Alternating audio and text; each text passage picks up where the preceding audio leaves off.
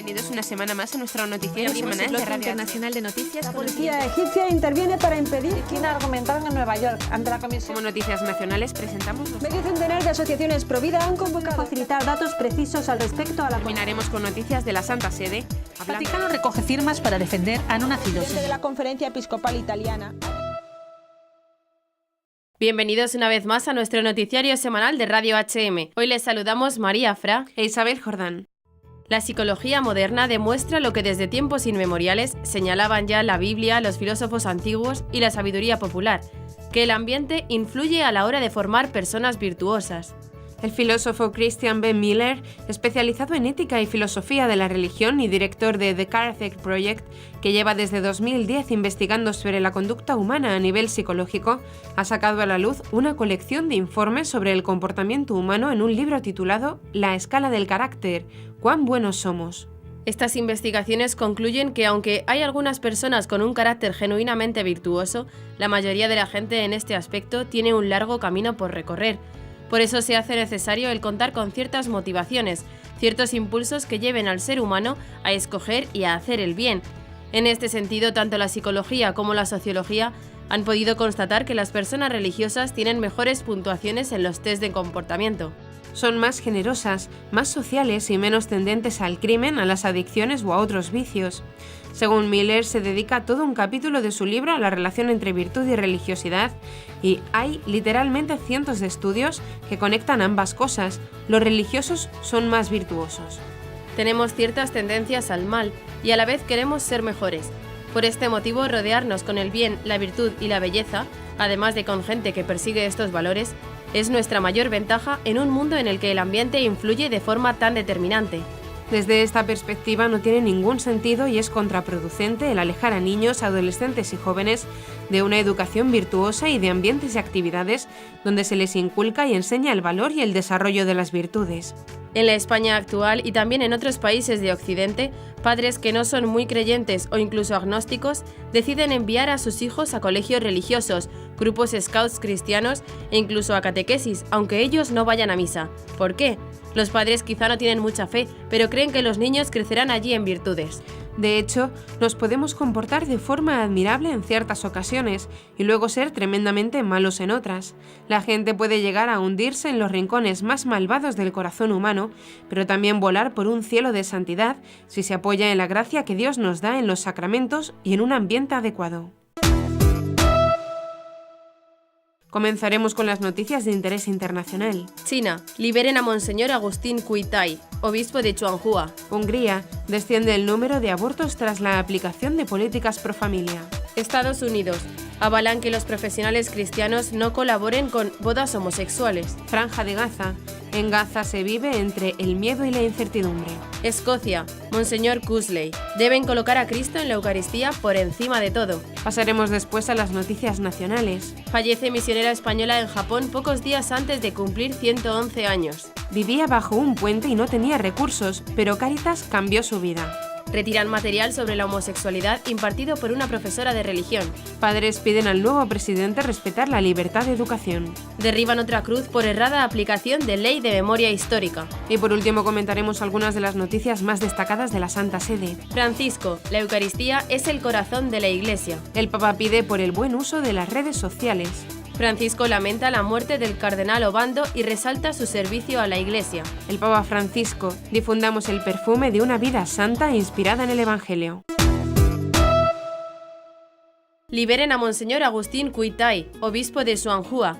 Es el llamamiento que cuenta con el respaldo del cardenal Joseph Zen. El obispo es reconocido por la Santa Sede, pero no por el gobierno.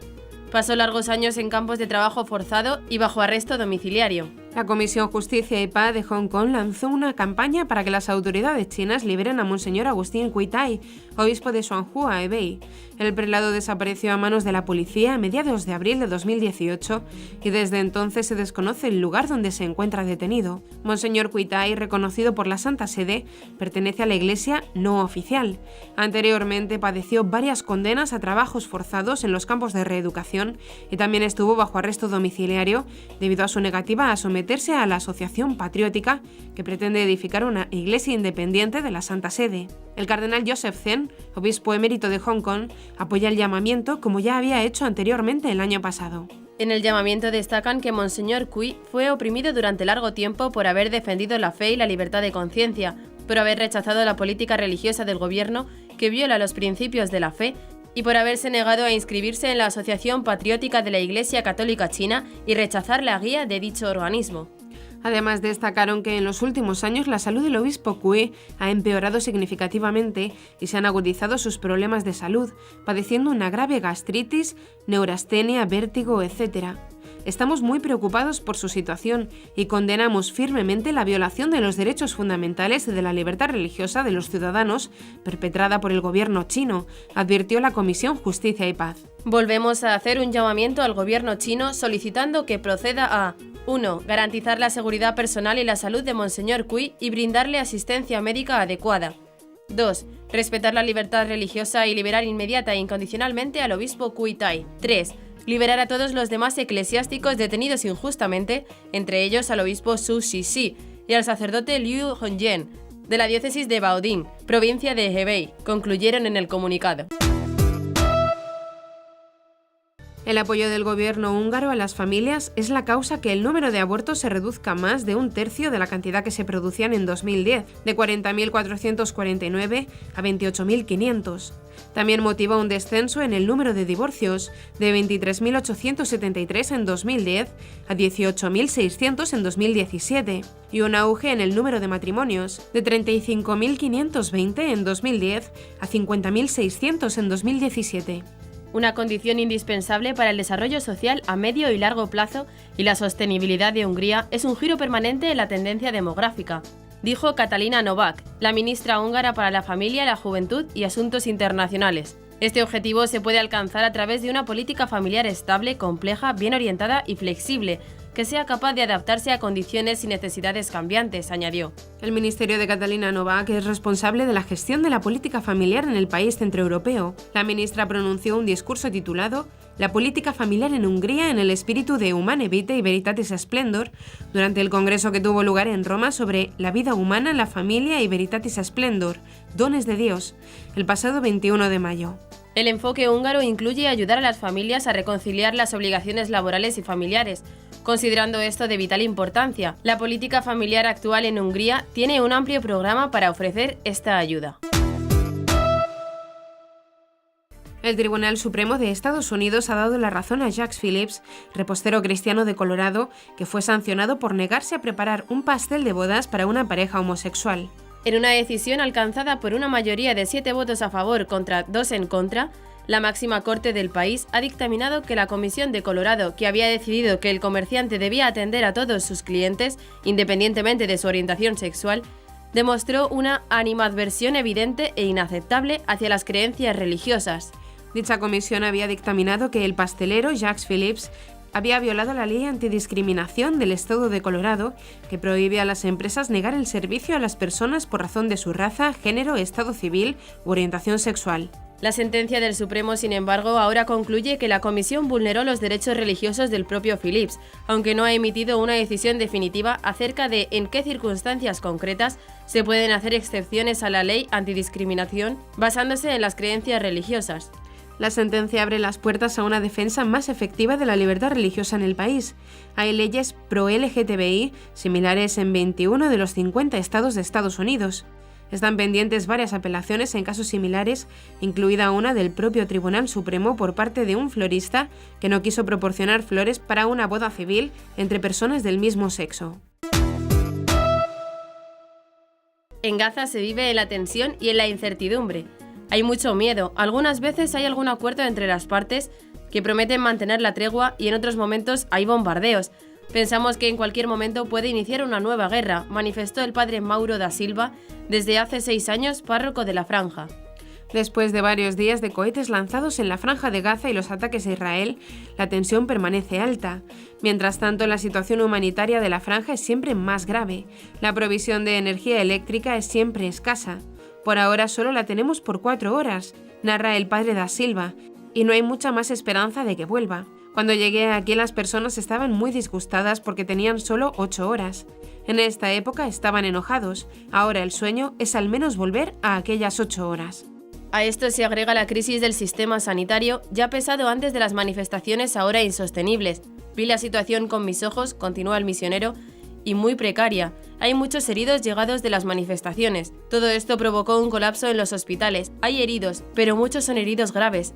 Deben amputar piernas, un pie. No son heridas leves. En este contexto difícil, la Iglesia trata de dar apoyo y descanso a la comunidad cristiana, en particular a los niños. Con todas estas incertidumbres no podemos postergar nuestras actividades. Estamos realizando un campamento de verano con los niños. Ahora son 160 con 40 colaboradores, explicó el padre da Silva.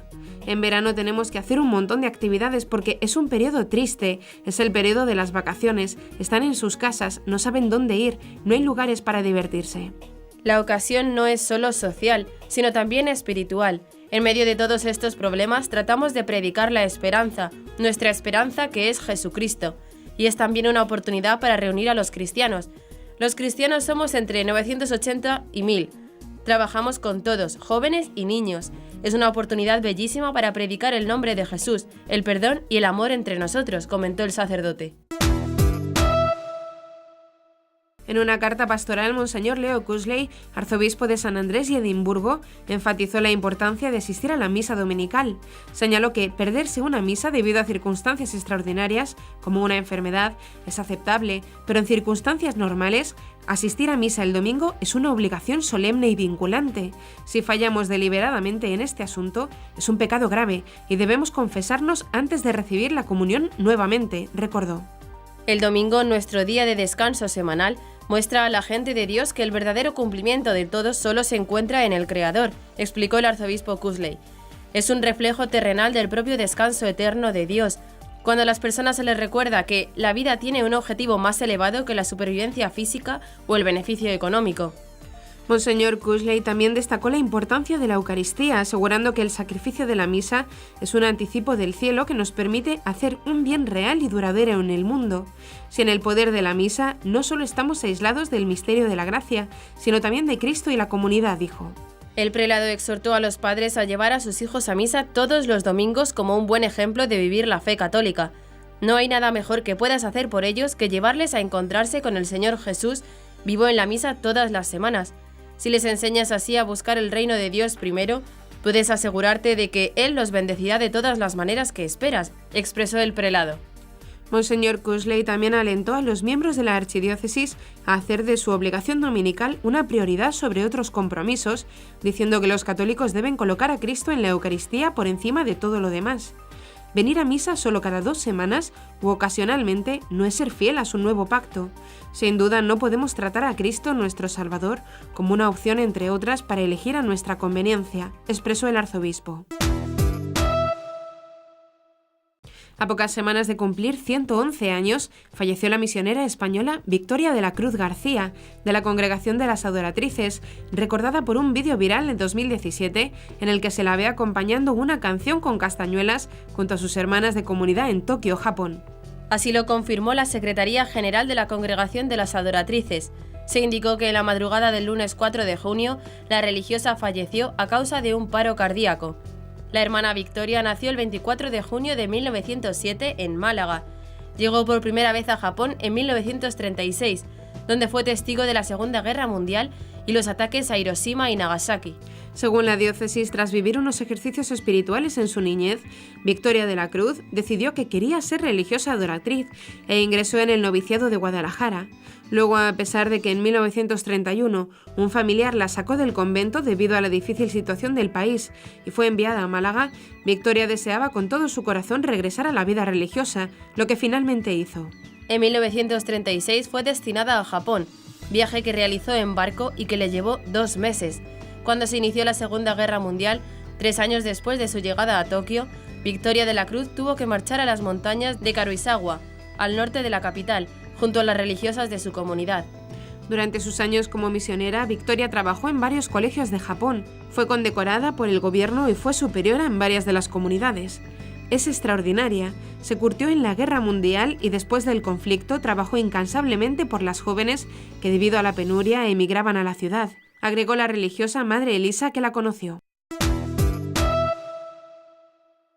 Vivía bajo un puente y no tenía recursos, pero Cáritas cambió su vida. Juan Mínguez vivía en las calles de la ciudad de Córdoba hasta que Cáritas le ofreció acudir a una residencia para personas mayores en exclusión social. Ahora la considera su casa y asegura que querría morir allí cuando sea viejo. Aunque Juan tiene familia e hijos, asegura que se encontraba en una situación de indigencia de la que era prácticamente imposible que pudiera salir. Sin embargo, todo cambió el día que su amigo Fernando, encargado de atención nocturna de Cáritas, le ofreció ir a una casa de acogida. Así llegó al hogar Residencia San Pablo que gestiona Cáritas en Córdoba, donde viven 35 personas mayores de 60 años en situación de exclusión social. Además, desde Cáritas Córdoba le han ayudado a dejar el alcohol, un factor que ha hecho que mejore la convivencia entre los residentes. Nos llevamos muy bien, allí todos son mis amigos. Antes no, porque bebía un poquito, pero me han ayudado a quitarme y estoy encantado de la vida. Todos me quieren y tengo un compañero de habitación muy bueno que se llama Paco, asegura el anciano.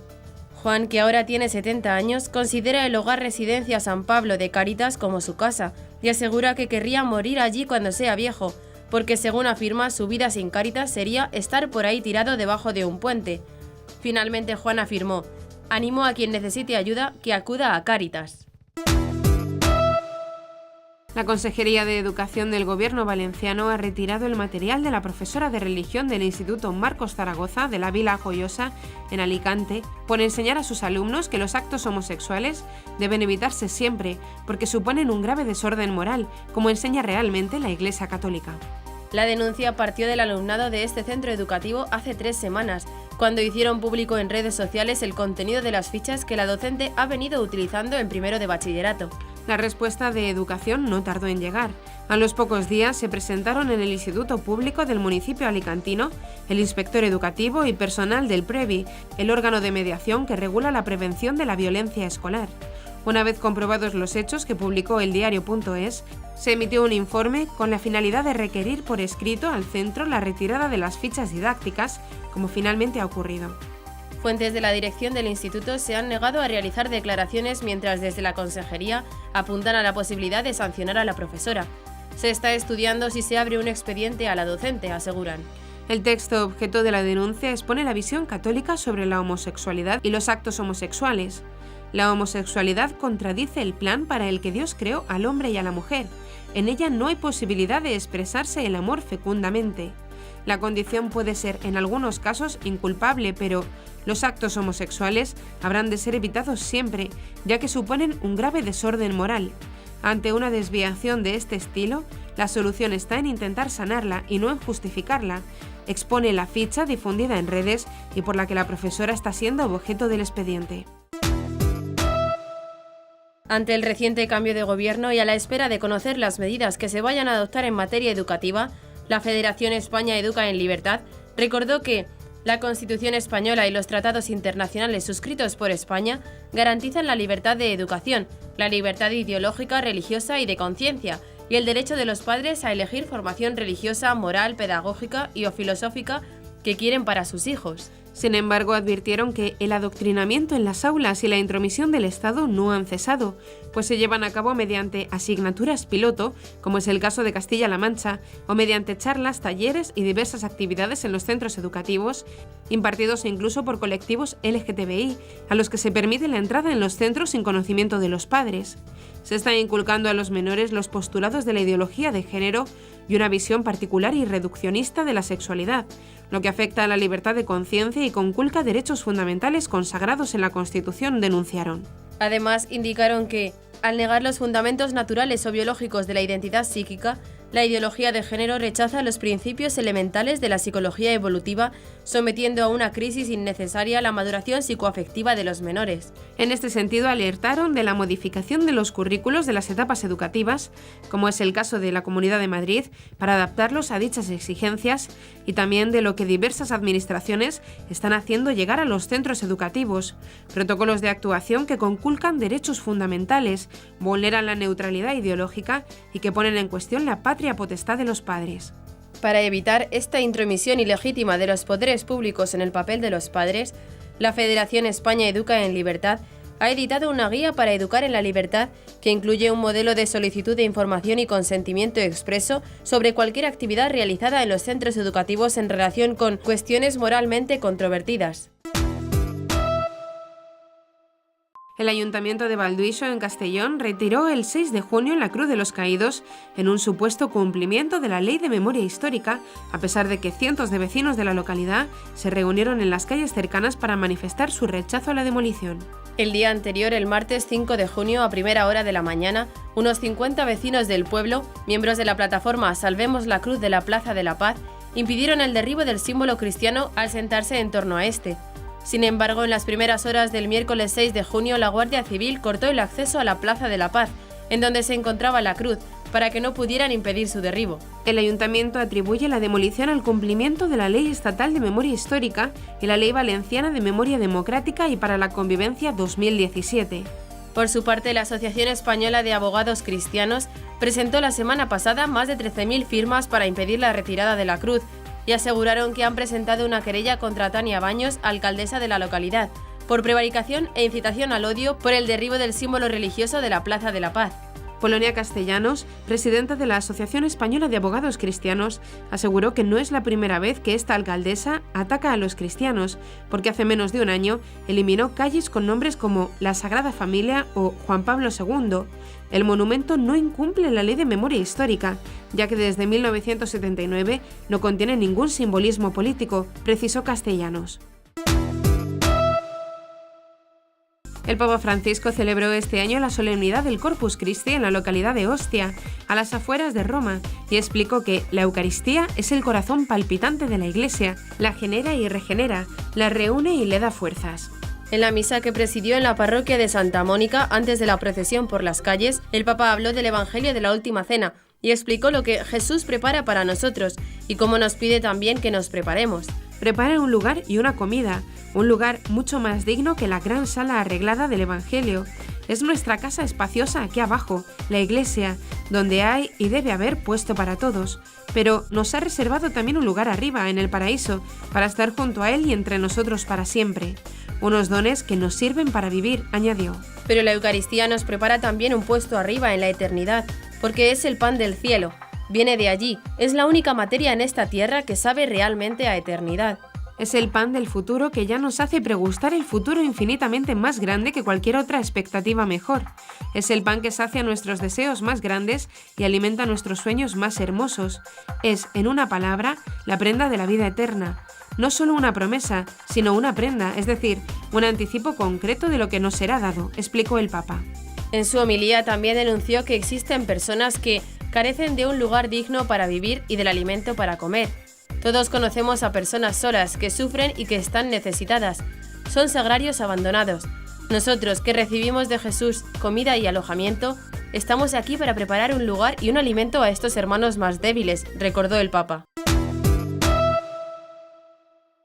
Al comienzo de este junio se ha hecho público el 6º vídeo de las intenciones de oración del Papa Francisco para el año 2018, en el que pide rezar para que las redes sociales favorezcan la solidaridad y el respeto del otro en sus diferencias. En el vídeo el Santo Padre asegura que Internet es un don de Dios, pero también es una gran responsabilidad. La comunicación, sus lugares, sus instrumentos han traído consigo un alargamiento de los horizontes, un ensanche para tantas personas, afirmó. En ese sentido, alienta a aprovechar las posibilidades de encuentro y de solidaridad que ofrecen las redes sociales y que la red digital no sea un lugar de alienación, sea un lugar concreto, un lugar rico de humanidad.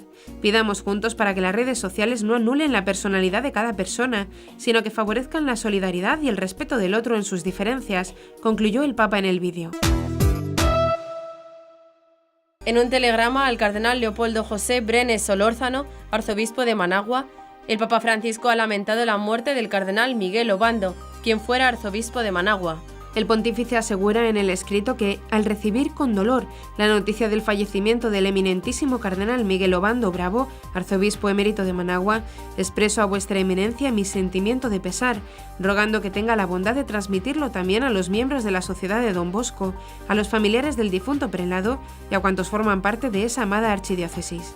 Francisco recuerda al fallecido como un abnegado pastor que, durante años y con generosa fidelidad, entregó su vida al servicio de Dios y de la Iglesia. Ofrezco sufragios por el eterno descanso de su alma, para que el Señor Jesús le otorgue la corona de gloria que no se marchita, y a todos imparto la bendición apostólica, agregó. El cardenal Obando Bravo fue nombrado arzobispo de Managua en abril de 1970. Repetidamente medió en los conflictos sociales y políticos de las décadas que siguieron. San Juan Pablo II lo creó cardenal en 1985. Se convirtió en arzobispo emérito de Managua 20 años después, al presentar su renuncia a los 79 años. Por su parte, el gobierno de Nicaragua ha decretado 3 días de duelo nacional y lo llamó prócer de la reconciliación nacional.